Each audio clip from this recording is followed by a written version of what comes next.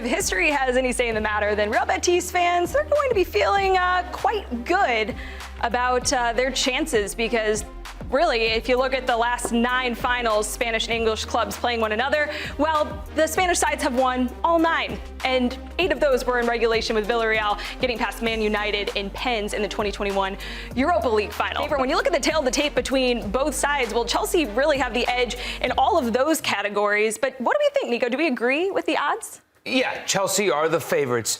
Their market value... Relax. Chelsea are the favorites. I didn't say better team, and we'll get into that in a little bit. Chelsea are the favorites going into this matchup.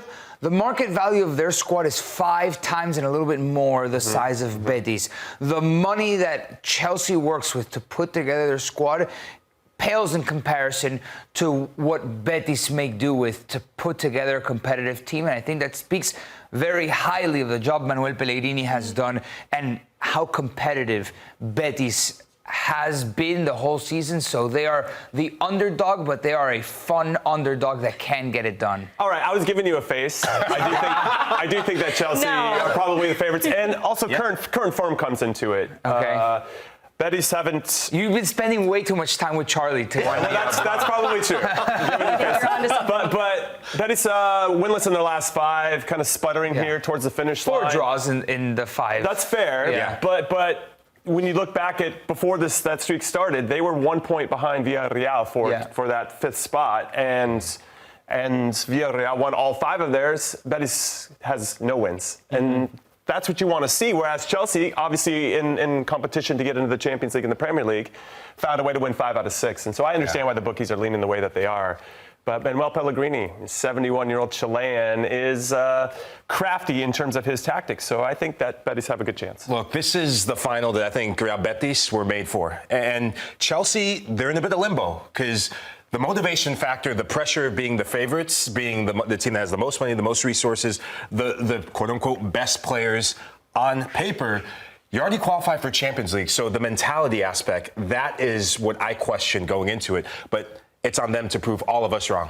So you think that because they qualified for Champions League, they may not have the same hunger? I mean, couldn't you make an argument, Jimmy, and Nico, that maybe that gives them a big boost of momentum going into this?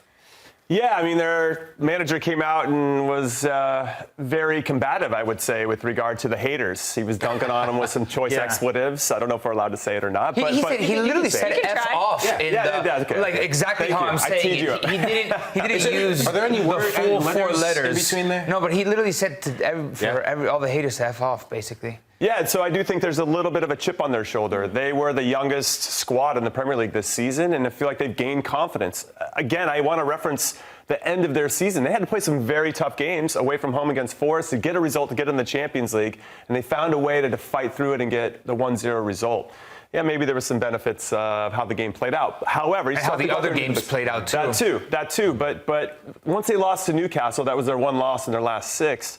They had to find a way to rebound and recover, and I think that shows the maturity of a team here that's starting to find their identity under Maresca. Yeah, I think when the season started and you would have told Chelsea, you're going to walk away in Champions League in a top 5 finish, you're not going to win the Prem, but you're going to win a trophy on top of that, I think Chelsea would have said, wow, we're back at the standard that we expect. Because that's been the standard of Chelsea. And Enzo Maresca used the word good to describe the season. It's been a good season. Because I think this is what we've come to expect from Chelsea. Now, if you win a European trophy, it's very good. They would be the first team to win Conference, Europa League, and Champions League. I'm not going to be throwing flowers and making it more than it is. Chelsea should win the Conference League. Right from the outset, we knew this. Chelsea's path to the final has been pretty easy, I would say. Again, even if they've been playing like their B squad, they're still stronger by a fair distance from most of the opposition that they face in this tournament, and they're up against their most difficult test of the entire season in the Conference League, which is Betis,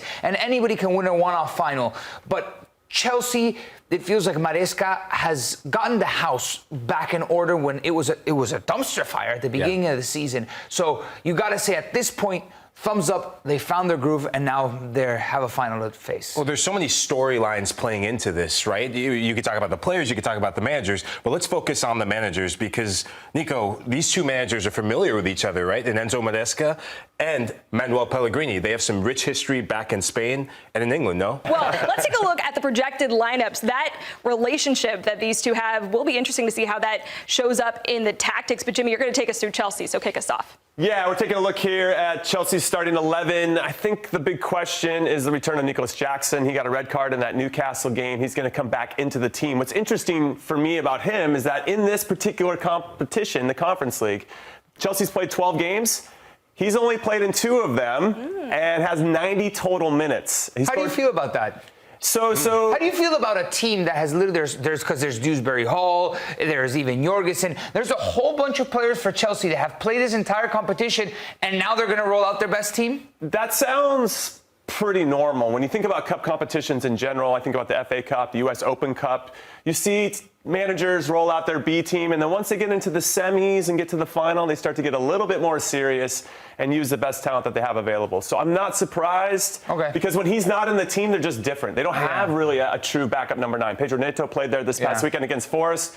And Jackson, he can do a very good job of stretching the defense, which will allow Cole Palmer in particular to kind of find those pockets between the lines. And so that's going to be important because he's slowed down a little bit. And he's slowed down as well. Before the year ended, he had 9 goals and 3 assists in the Premier League. Since then, 1 goal and 2 assists. Well, that's a big drop-off. Like when Nico Jackson got injured, when Cole Palmer had that slump, it kind of coincided? 100%. 100%. So I do think he's going to start, and I do think he'll provide some opportunity for them. And then Caicedo and Fernandes, they're going to be really important. How can you slow down Isco? So those are the areas of the field that I'm looking at the most. Yeah. Jorgensen is the only confirmed starter, by the way. And Lahoud, you're going to take us through their opposition in Real Betis. Yeah, look, we can go back and forth about the Nico Jackson conversation. I actually wouldn't start Nico Jackson. Pedro Neto has been doing the business. Look, this is a Chelsea side that's been pragmatic, but that's not why I'm here. You can just head out, Jimmy. That was enough for today. About Nico Jackson. She teed you up about Betis, and you just went and shack-packed Jimmy Conrad. Okay, I'll see you in the parking lot. You see me right there on the deck. So from the Betis side, look, Antony has been a revelation under Manuel Pellegrini. He's really revived his career. But I want to talk about Isco. Francisco Alarcón is his legalized name, but he's the artist formerly known as Isco. This is a guy that everything goes through him, and the biggest matchup on the field isn't going to be just Antony versus Marc Cucurella. It's going to be Isco versus Moises Caicedo. For both these teams, they are the 2 best players. Moises Caicedo has probably been Chelsea's player of the season. For Isco, what I love about him is when you see him in this number 10 position, he can float anywhere to the wings. He can play in the channels here, and he creates spaces for the wingers to really get 1v1. In the match against Fiorentina, Antony scored his golazos, right? He was involved in, I think, 3 of the goals. But it was Isco doing the selfless running. His awareness of space, his quality in the final third. There's a big reason why Cedric Bakambu has been getting goals, Antony's been getting goals, and Ezazuli getting goals. It's all because of El Capitan. Yeah, Isco's on his redemption tour. This is some of the best football that we've seen, free-flowing, creative. He's a talisman. Everything works around Isco, and he's gotten the best out of Cedric Bakambu in this tournament. Crazy enough, his numbers are nowhere near what he's putting up in the Conference League in La Liga, for example. And, I mean, obviously he has more competition in that spot. Cucho Hernandez, we all know him from Major League Soccer, is not registered for this tournament. So, yes, they either alternate or Cucho's been starting a little bit more for Betis in La Liga, but it doesn't matter who's the 9.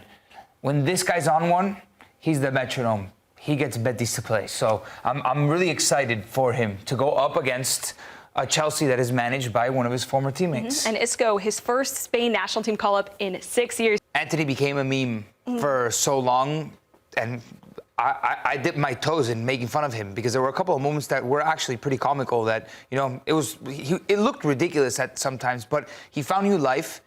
He found a new way of enjoying his football. And I think sometimes that happens. Would you say Angel Di Maria is a bad footballer? Nope. No, you wouldn't, right? But if an alien came down to Earth and only saw Di Maria at Manchester United, you'd say, who's this scrub? There are a couple of good moments, but overall, you wouldn't be impressed like the rest of his career has shown. So, I mean, this happens happens sometimes. The transfer fees sometimes because they're overinflated. If you have a big number, the expectations that are attached to certain transfer numbers work against you. And his was so big, and it felt like such a reach. Like, he's going to come in and be the savior. He's the next Cristiano Ronaldo. And that's just unfair. And then he obviously goes into a system where he can't flourish the same way. And now he's back in a system where he can flourish, and look at him. He's so happy. It's fun to watch him play. What did you go to Lech Poznan for? I went there to find myself. I got tougher. I'll be honest. I went to Poland and played for Lech Poznan, and I came back a much tougher player. Oh, Mike? What was your price tag? Oh, well, So it's 2.5 mil. I doubt that. At some point, though, it was over $1 million, and so I actually went to bed or woke up one morning. I feel like $1 million, and it was true, Nico. And I know you spent some time around this Real Betis team, and there's some questions about what Antony's future is going to look like. So what more can you tell us?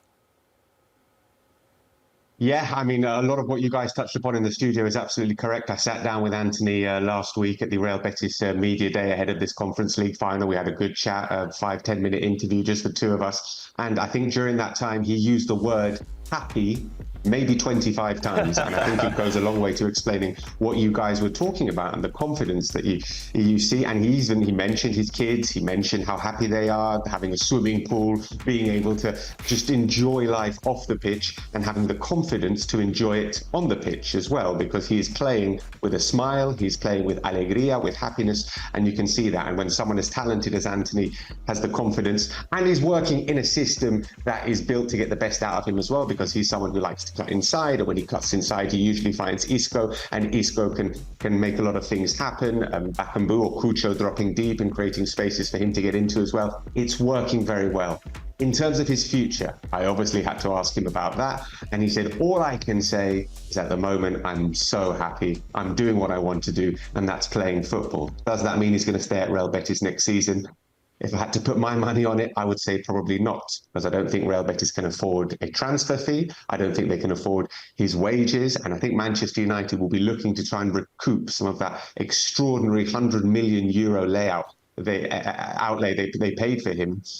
And if somebody comes in with 50, 60 million, they will take that. And Real Betis cannot come in with those kind of numbers. So if it was up to Antony entirely, then maybe he would stay. But the numbers I just don't think work for Betis to hold on to him for another season. Who knows? I might be wrong, but it looks unlikely. If I was Betis, I would try the most in my soul to convince Manchester United. Look at how we revalued your player in 6 months. Imagine one more year. Please, United, one more year. And you'll recoup even more money than you think you'll make this summer off of it. Look, I'm sure Manchester United, they need a lot of help right now. Maybe they need you at the board, Nico, because that's talking too much sense. Phil, you talked about the success of Antony, but I want to go a little bit deeper. A lot of us, prior to him going to Betis, we had this image of a player that was predictable, frustrating to watch, goes left, selfish. What have you learned? How has your perception or the perception of Antony changed since his time at Betis playing under Manuel Pellegrini this season? I actually don't think what he's doing has changed that much. And it was interesting. At this media day last week, we were watching the full training session. We watched the whole training session. And Seville is a very warm city in Europe, one of the hottest in Europe. And it was a hot morning. And I was watching this and the training session. And I remarked to a colleague, Antony's not running much. It's not like he's training a tope, full throttle. He seems to be kind of walking around the pitch. Oh, and then he goes and scores an absolute unbelievable worldie. So it doesn't feel like he is come here and said, you know what, I'm going to run my socks off and give absolutely everything in terms of physical effort like Isco does. But we weren't expecting him to be this kind of Antony. So maybe he surprised himself even a little with just how well he's played. And he really, really has played well, just those spectacular goals. And he seemed to understand what the manager wants from him as well. And Manuel Pellegrini they should call him, the Lazarus of football. He's reviving careers from the dead, because Antony, as Nico rightly said, was a meme. People laughed at Antony, and now people are marveling at his goals. And Isco literally had not played football for 6 months before joining Real Betis. He was an ex-footballer, and now he's back in the Spain team. And I think Manuel Pellegrini has got quite a lot to do with that. Chelsea are the favorites, right? The bookies, they seem to be smart people, giving them ridiculous odds into this. Finish this sentence for me. Real Betis will beat Chelsea because... because of their front four. I think there's so much attacking prowess in that front four, and if they can keep things a little bit solid, and Johnny Cardoso is fully fit to play in that double pivot with Pablo Fornals, I think they've got firepower. They've got unbelievably talented players at the very top of their game. You're right. Chelsea are massive favourites for this. Maybe too big favourites. I don't think what I've seen from Chelsea this season, they've steadied the ship a little bit, but they haven't been particularly convincing. They managed to get into the top four, but I don't think from what I've seen, footballistically, yes, budget, heritage, prestige, they're a bigger entity perhaps in European football than Real Betis. But in terms of purely footballing reasons, and I've seen quite a lot of both of these two teams, I quite fancy Real Betis on Wednesday night.